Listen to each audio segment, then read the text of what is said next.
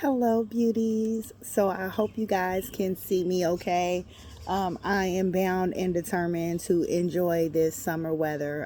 So if the lighting is not good, there's really nothing I could do about that because I do not want to go inside. So yesterday I was cutting grass, and while I was cutting grass, I saw a snake, and I couldn't help but to just cut the lawnmower off and stare at this snake. It actually was pretty beautiful. And I know that a lot of people don't say, oh, snakes are beautiful, but the way its skin looked it was like this really pretty shiny copper color with these white streaks going through it. And I couldn't help but to notice how it was like just gliding, like it was kind of like dancing, like you know how a snake slithers, but it's just like, I mean, imagine, like, say, you're dancing and you moving your hips and everything. That looks sexy, right? It feels sexy, right? And so, like, the movement of this snake was just very alluring. And so I thought instantly, who is the snake in my life? And when Spirit whispered that person's name, that is exactly how they appear. They're like very alluring, a very attractive type of, energy. Basically, like the way this person does things. For me, being a sapiosexual, I love this person's intelligence. However, this snake is coming to alert me of something. So I had to go ahead and get off into this read. And I will. Can I just go ahead and share with y'all? 222 is just on the clock, and I can I share with y'all like it's so sad. It's so disappointing, especially for somebody like me. I've been in isolation for quite some time, and I've just recently started like coming out and putting myself out there and being open to new friendships and new connections. So it's very disappointing, but as I went ahead and started pulling some cards, I'm okay with it. It is what it is. And I really feel like for whoever this message resonates with, it is what it is for you too. So I want you to take a second and I want you to take a deep breath in.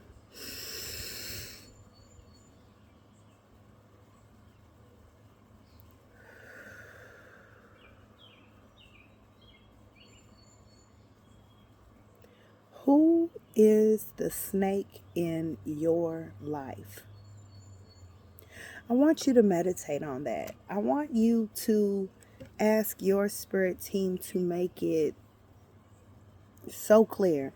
And after I gave the description of how 333, of how that snake was moving, I really feel like you already know who this person is. Um, but we don't want to just accuse anyone, right? So ask God for confirmation. But what I do want to tell you is I got to pulling cards. The first card that came out is this scythe. Now, with this scythe, this means that someone's being removed. Someone is being chopped out of your life. This person is it's gonna be abrupt, okay? And you know what? I'm gonna read it two ways. We're gonna go straight across, and then we're gonna go, yeah, we're gonna go up and down. So we have the scythe, and the scythe is sitting right next to the fish. And this fish represents all of this prosperity, all of this success. This is, a new promotion. This is, a business career. This is something that is pushing you forward. So, hence, someone is being cut off and some abundance is being cut in. And so that is how God is about to make this change for you. God is helping you remove yourself from this individual by blessing you with abundance, with success in your business. Basically, you are going to be too busy to be able to communicate with this person, or to, spend the time that you were spending with this person. And when I say it's going to happen abruptly, it is going to happen abruptly. Okay. And, this Tower card really represents change. Okay. It doesn't have to be something catastrophic happening in your life, because we know that this change that is going to be happening is due to success. And that's also followed by the Sun card, which we know that the Sun is like the happiest card. 555 on the screen is the happiest card of the deck. This means, like, all of everything that you've asked for coming true. This is just complete joy and bliss. This is feeling confident with, where life is, where you're headed. Okay. But we're going to go back to this Scythe, and now let's go ahead and work our way down. You're being told to have empathy when it comes to this person, because we don't always know the motives of, people. Now, we do know that a snake will bite. A snake will size you up. And even though, I just, it all comes together. There was just a story that I just read, and it was about a woman that had a pet snake, and she loved her snake very much. This snake grew to be, a very large length, and she would even put this snake in the bed with her, and then she took it to the vet because she was like, wow, my snake is not eating, how, like, what can I do to make my snake eat? Like, she felt so bad, like, oh my gosh, like, my snake is suffering. I want to do something. And so she takes the snake to the vet, and the vet started asking her questions like, do you put this snake in the bed with you? And she's like, yeah, we sleep together every night. And he was like, okay, so do you cuddle up next to this snake? And she's like, yeah, we do. Does the snake always stretch itself out?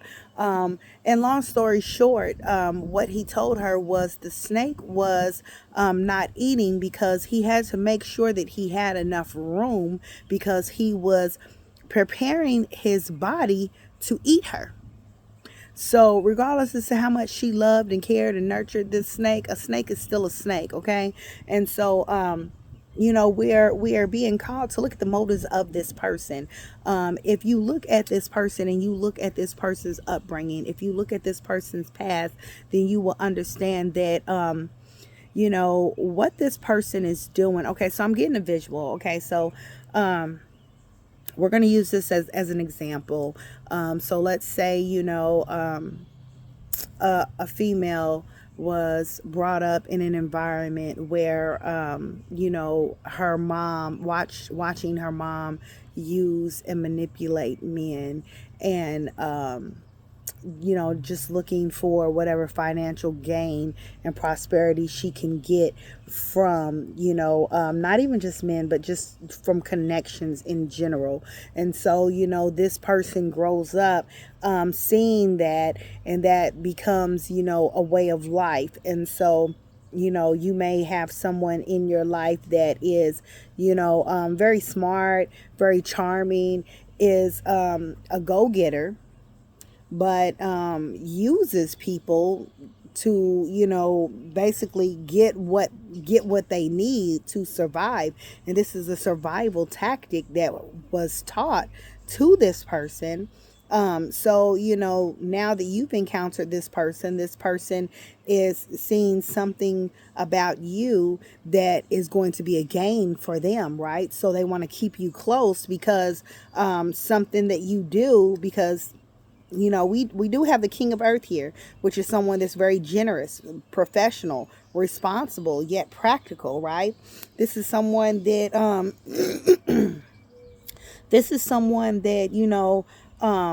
is just made for success, and has, a lot of different opportunities that come in. So maybe they may be drawn to you because of the type of person that you are. You draw in a lot of success. You're someone that can make anything better, so this kind of makes me think of someone that is very resourceful, that can take just simple things and turn it into something extraordinary. Someone that has the Midas touch. This is someone that, you will say, oh, I'm hungry, we don't have anything in the house to eat, but that person goes and looks in the refrigerator and makes an exquisite meal off of leftovers and scraps that you have in the fridge. Or someone takes something that has been laying around in your house, basically looking like trash, and then they take it and turn it into complete treasure, right? So, yeah, so, although, this person is a snake and is, looking for, I'm gonna call this person an opportunist. This person is an opportunist. Their intentions weren't meant to be malicious. However, God is removing you from the situation because you have so much good karma stored that this is your time, this is your season, and you do not need to have this person connected to you for your success. Your success is solely built on your own efforts. So this attachment with this person is being cut off, and it's being cut off in a way to where God is about to upgrade you and put you in a different status, and basically going to make you unavailable. You're going to be unavailable, and it's going to be funny how these changes take place. And so Spirit is asking you to choose to focus on the lighter side of life. When this abundance comes in, focus on the lighter side of life. And that is also focusing on the energies around you of people that make you feel good, right? And not just people that make you feel good, but there's also like this warning to make sure that you are watching things that make you feel good. Do not spend time watching dark movies that make you feel scared, or movies that make you feel angry or upset, because the abundance that you're attracting in is all from you being a good person, you storing up all of this good karma, you being in a higher vibrational state. And so it's basically wanting to keep you in this high vibing frequency, because this is guaranteeing a very content and rewarding family lifestyle. So this is going to basically change your life, and it's also going to help with healing your emotional and your mental body. So because whenever we go through any distress, of course, that's affecting our emotional and mental body.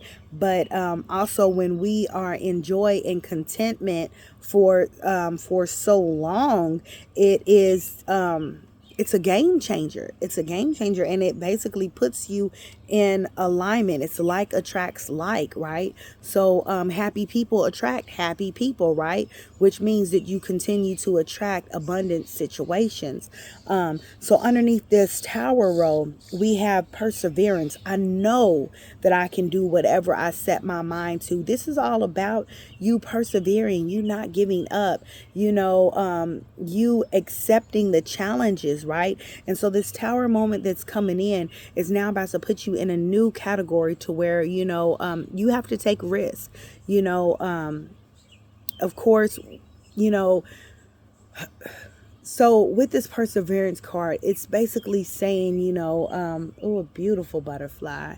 It's basically saying, you would not yearn to do risky things if you were not set up to succeed, right? So someone has to be the one to be able to do it, right? Everyone is not incapable, and yes, it may be something that other people are not, able to do, as easily and effortlessly as you, but you are being guided to take a risk. And when I think about taking a risk, the next card that comes out is this Ace of Water, which is the Ace of Cups, which is, this fulfillment, this just strong emotional fulfillment. And this is a card about falling in love, or a resurgence or rekindling of a previous romance, right? It's also connected to spiritual growth and enhanced intuition, clairsentience. So, when you run across this person, you're going to have this strong sense of feeling. You're just going to know, right? And this could even be a friendship, but this is in connection to someone. So when you're being told to take a risk, you're being told to take a risk when it comes to matters of the heart, okay? And you're going to know, you're going to feel it, and you're not going to be able to ignore it. You're going to have no choice but to take a risk. But let me go ahead and forewarn you, of course, with all of this abundance, all of this joy, all of this happiness. And I just want you to really feel it. I want you to really feel all of this joy, all of this happiness. What does this sun represent for you in your life right now? Put it in the comments. What is this sun? Is this sun, like that wish of, that financial abundance coming through that makes you feel safe and content? Oh, let me also mention that this risk and with this love, it's also connected to a new home too. So someone may be relocating or even moving in with their partner. But we do have a new home here. Ooh, that coffee is so good, y'all. I'm telling y'all. And the coffee is a whole joke because I used to work at this job, and like whoever got there first was the person to make the coffee. And whenever I would make the coffee, like the coffee would just be shit. I mean, I don't even understand. And like I even had someone show me like how much water to put in, how many scoops, and no matter what, like the coffee just sucked every time I made it. And so it would become a joke, and people would come in, they would fix their cup of coffee, and they'd be like, oh, Fiona got her first, huh? And they would just kind of like snicker. But now I got the right coffee pot, I got the right mix, and my coffee is the period. Anyway, let me focus. But I was forewarning you because, when you got all this beautiful sun energy, everything is going good for you. Of course, you got some haters watching. You got some haters watching. I mean, it is inevitable, right? And the envy card is basically saying, I am the same as everybody, but with different challenges. And, this card also speaks about, we don't know what's really going on in people's lives. We only know what they share, what they choose to include people on. So, to be envious of someone else or to try to mimic or duplicate someone else's life, it's just going against, our own authentic self, right?